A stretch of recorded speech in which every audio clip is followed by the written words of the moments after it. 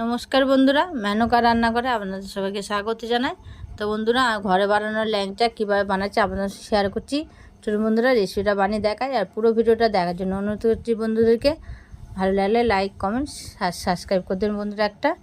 তো চলুন আমি ভিডিওটা বানিয়ে দেখাই, রেসিপিটা বানিয়ে। খুব সহজে বানানো যায়। আমি এখানে 1 বাটি মতন ময়দা নিয়ে নিয়েছি। এটা করতে বেশি উপকরণ লাগবে না, কম জিনিসের মধ্যে করা হয়ে যাবে ল্যাংচাটা। তো 1/2 বাটি মতন গুঁড়ো দুধ নিয়েছি আমি। এখানে একটু এলাচের গুঁড়ো দিয়ে দিলাম, আর একটু বেকিং সোডা দিয়ে দিলাম, 1 চামচ মতন ঘি দিলাম। দিয়ে সব দিয়ে ভালো করে একটু মাখিয়ে নেবো এটাকে। সব উপকরণ একসঙ্গে মাখিয়ে নেবো। এটা খেতে খুবই টেস্ট হয়েছে আর খুবই ভালো হয়েছে, নরম তুলতুলে হয়েছে একদম। আপনারা অবশ্যই বাড়িতে বানিয়ে দেখবেন বন্ধুরা। এখানে লিকুইড দুধ নিয়ে নিয়েছি 1/2 কাপ। তা পরিমাণ মতন নেবেন, যেমন লাগবে তেমন নেবেন। তা আমি এমনি 1/2 কাপ নিয়েছি, অল্প অল্প করে দেব।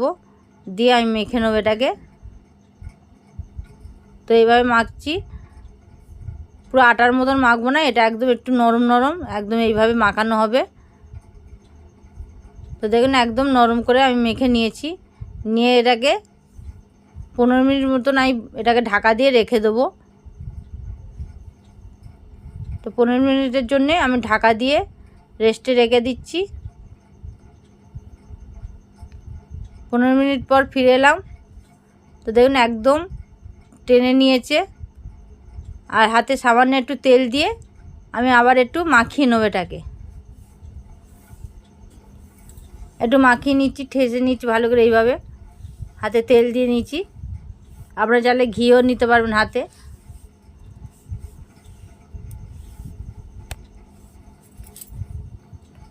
এইভাবে মাখিয়ে ভালো করে মাখাচ্ছি আমি।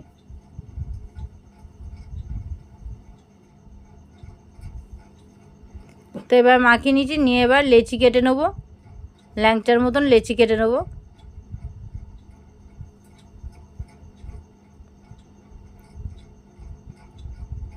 এভাবে আমি লেচি কেটে নিয়েছি ছোট ছোট করে। তো লেচি কাটা হয়ে গেছে সবগুলো। এবার ল্যাংচার সাইজে আমি এইভাবে হাত দিয়ে লম্বা করে নিচ্ছি।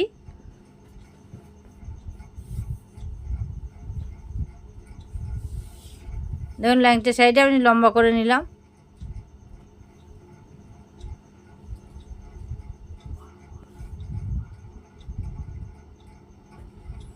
তো এইভাবে সবগুলো আমি করে নেব।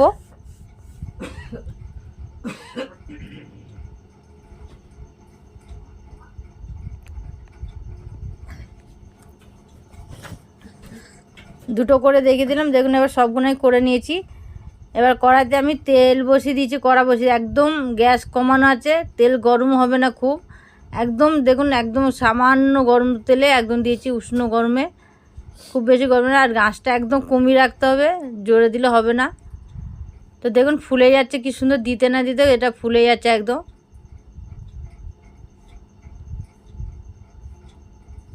এভাবে দিয়ে দিচ্ছি, দিয়ে হালকা করে এটাকে নাড়িয়ে দিতে হবে, একদম হালকা করে নাড়াবেন। তো দেখুন একদম ফুলে গেছে।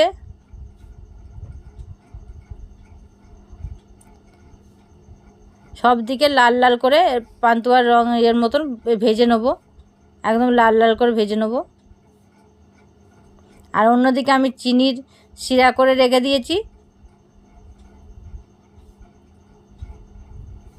তো দেখুন লাল লাল ওরা ভাজা হয়ে এসছে।